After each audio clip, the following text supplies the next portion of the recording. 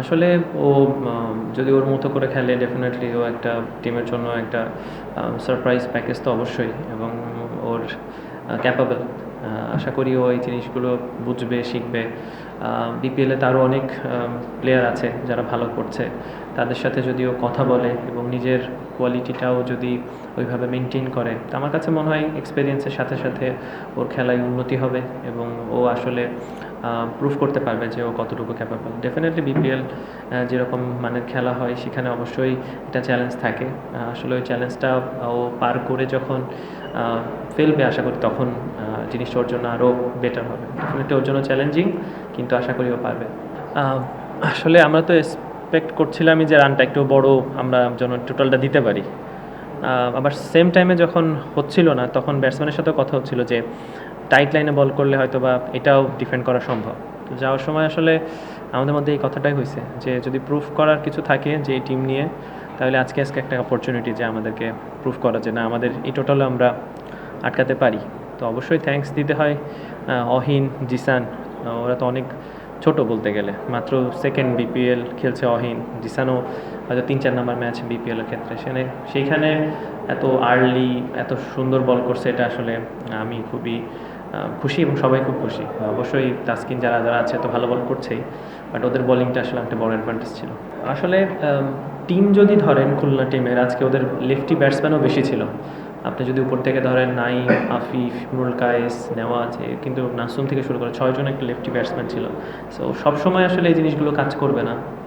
আজকে কাজ করেছে, এর মানে না যে আমরা সব ম্যাচে ওকে আমি 4 ওভার বোলিং করাতে পারবো।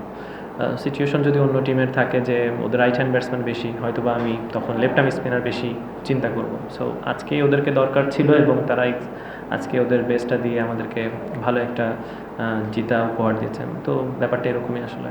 আসলে আমরা সত্যি যদি বলি তাহলে আমরা বিপিএলের শুরুতেই যখন আমরা কথোপকথন করছিলাম যারা মোটামুটি আমরা জানি যে আমরা নিয়মিত ম্যাচ খেলবো, যে সেখানে একটা কনফিডেন্স বিল্ড করে। অনেক টিমে থাকে যে অনেক সময় সে জানে না যে ও খেলবে কি না প্রতিটা ম্যাচ, সে প্ল্যান করতে টাফ হয়ে যায়। তো ইয়াসির জানে, তাসকিন জানে, আমি জানি, বা জিসান বা যারা আসছে বা খেলছে নিয়মিত তারা জানে যে তারা নিয়মিত খেলবে এবং অপরচুনিটি পাবে।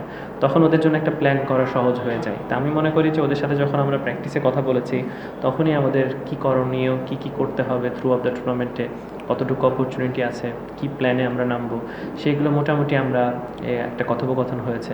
এবং ওইটার পরিপ্রেক্ষিতেও যখন পারফর্ম করছে, ওর সাথে কথা হচ্ছে, ওই প্ল্যানেই আছে। এবং আমার মনে হয় যে ওর বিপিএলের সবথেকে টপ টুর্নামেন্টের মধ্যে মানে এই বছরটা ওর যাচ্ছে। তা আমার মনে হয় যে ওইটা কন্টিনিউ করবে, ওর যে প্ল্যান আছে। আর আশা করি যে ওর কাছ থেকে আরও কিছু ইনিংস পাবো। আসলে ভালো, খুব পজিটিভ মাইন্ডসেটে আছে। আর পজিটিভ ছেলে।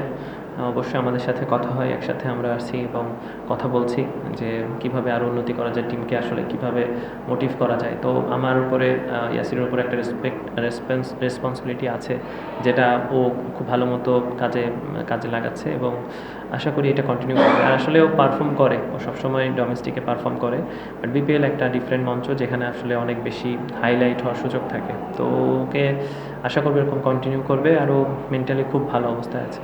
আসলে আপনি যদি দেখেন আমাদের কিন্তু বোলিং অপশন কম, মানে এটা তো আমাদেরকে রিয়েলিটিটা মানতে হবে। অ্যাজ এ ক্যাপ্টেন আমার কাছে এই অস্ত্রগুলোই আছে, যে অস্ত্র নিয়ে আমি মাঠে নামতে পারি। আসলে সিনিয়র প্লেয়ার আমরা অবশ্যই চাবো যে তার এক্সপিরিয়েন্সটা পাওয়ার প্লেতে কাজে লাগুক। কারণ জিসানের হাতে বল তুলে দিব নাকি অহিনের হাতে নাকি আমি শফিউলের হাতে, ডেফিনেটলি সে 10 বছর ধরে ন্যাশনাল টিমে খেলছে, তার হাতে বলটা দেওয়াটাই আমার জন্য সবথেকে বেস্ট অপশন হবে। এক্সপিরিয়েন্স এবং আপকামিং মানে সে ইমপ্রুভ করতে চাচ্ছে যে না আমি এখনও খেলতে চাই। সো সেই ক্ষেত্রে আসলে ক্যাপ্টেন হিসাবে আর অবশ্যই ডিসিশন আমি তাসকিনের কাছ থেকে নেই, অনেক সময় ইয়াসিরের কাছ থেকে নেই, আমাদের এত বড় একটা লেজেন্ডারি কোচ আছে এজাজ আহমেদ, তার কাছ থেকে নেওয়া হয়। তো আসলে সবার কাছ থেকে প্ল্যান করে আসলে বলটা একটা প্লেয়ারের হাতে তুলে দেওয়া হয়।